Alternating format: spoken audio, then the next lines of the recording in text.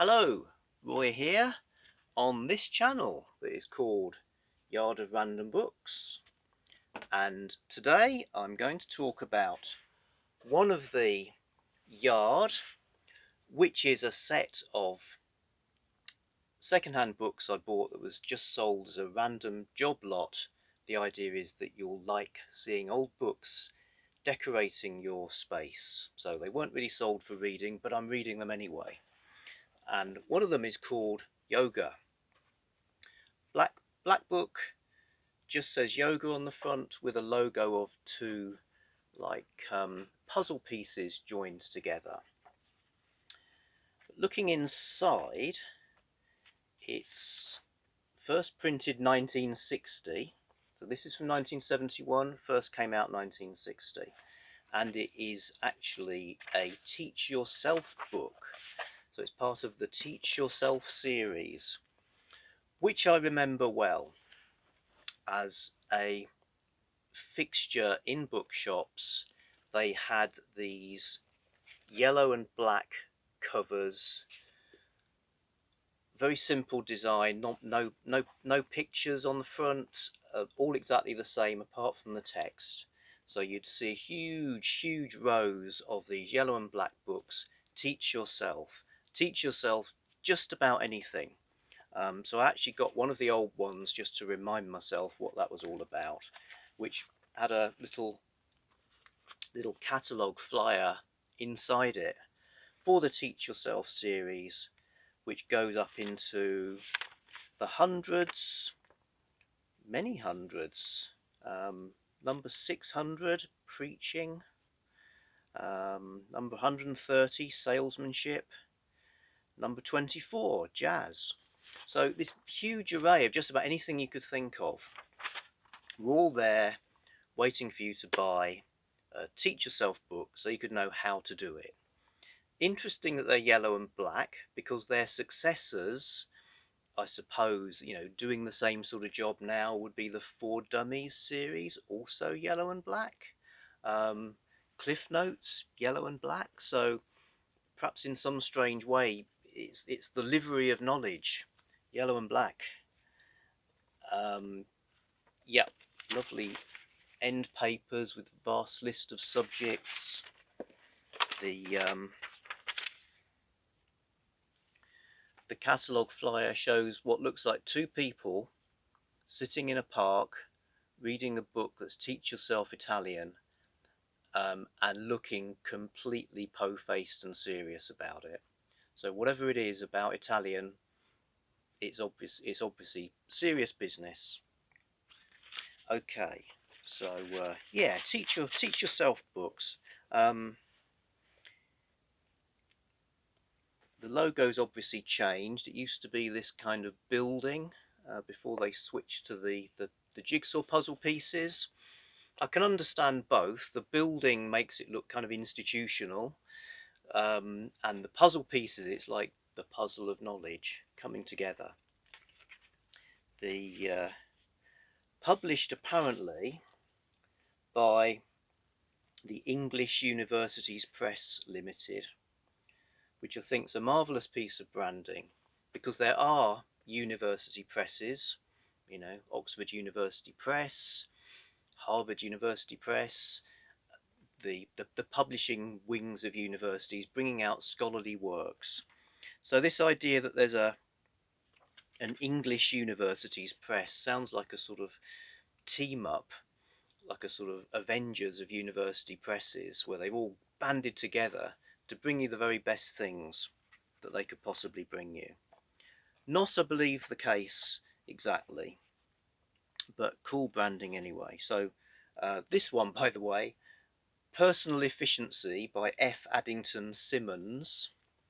So F. Addington Symonds, I googled him. He, in his life, did various things, including editing some children's comics and writing some Sexton Blake stories. So pretty much the kind of guy you want to teach you about personal efficiency. So what even is that? So this came out in the late 40s, and it's pretty much how to live your life across the board work, leisure, everything is in here. It touches on things like breathing and walking, how to do those things in an efficient way, and it's with a kind of a, you know, there's things like concentration, willpower, creating ideas, um, getting the best out of your job, getting the best out of your home life, and my favourite chapter title ever, getting on with the other fellow. So if you're struggling to relate to people in social and work settings, getting on with the other fellow will tell you how to do it. F. Addington Symonds. But we're not here to talk about that. We're here to talk about yoga. So, in a series that's got things like accountancy and beekeeping, I kind of expected the yoga book to be a pretty tame, practical account of yoga and to be about physical exercises, maybe a bit of relaxation, that kind of thing. How wrong I was. There is a bit of that, but it's a much more full account of the whole philosophy and rationale of yoga, which it works quite hard to situate it as being not a religion, but as something that could complement any spiritual path. And in fact, it's got quotes from many of the main religions. Kind of, you know, you could use this bit of the Bible as a meditation aid, for instance. So it's the whole philosophy of it. The actual physical exercise part is there's probably relatively few pages. Um, you do get these. You do get some of that. The drawings. Fellow there with a strangely elongated head, which could be perhaps the result of doing some of the postures. Yes, but you also get, as well as the sort of spiritual philosophy of the whole thing, you get chapter on psychic powers, for instance. You know, going way beyond what one might expect from yoga as that kind of, you know, go to your local community hall to do some yoga exercises. Maybe it's kind of ahead of its time. I think if it came out in 1960, there probably wouldn't be many books around covering these kind of things. Looking at their list, there's books about Zen, there's books about Buddhism.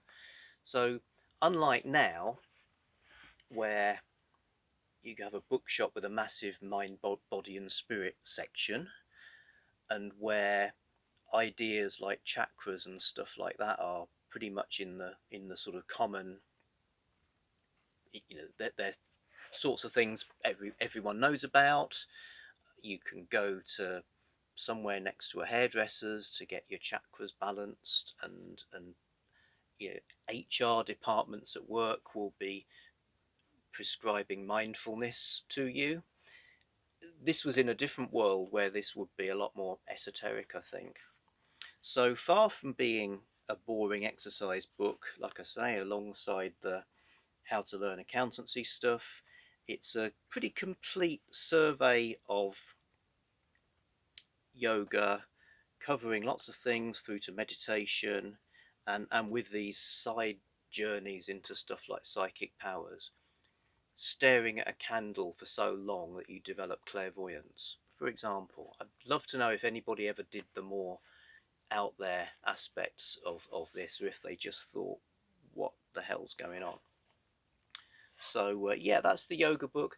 I did say at the beginning of this exercise that when the books were non-fiction, if they were instructional, I would try and do the things, or at least a thing from the instruction, what was being instructed about.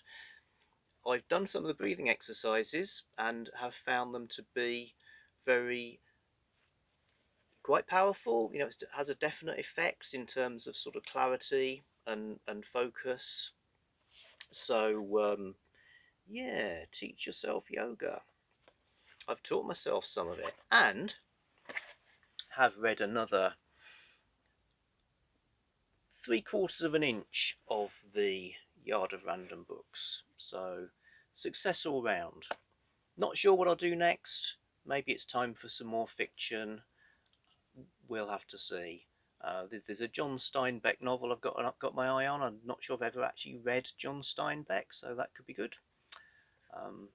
We will see. So thank you for watching. It's great to see people subscribing, so welcome back, people who've been before, and hello, new visitor type people.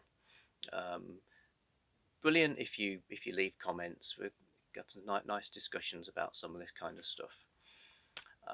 So yes, thank you everybody. See you next time. Bye.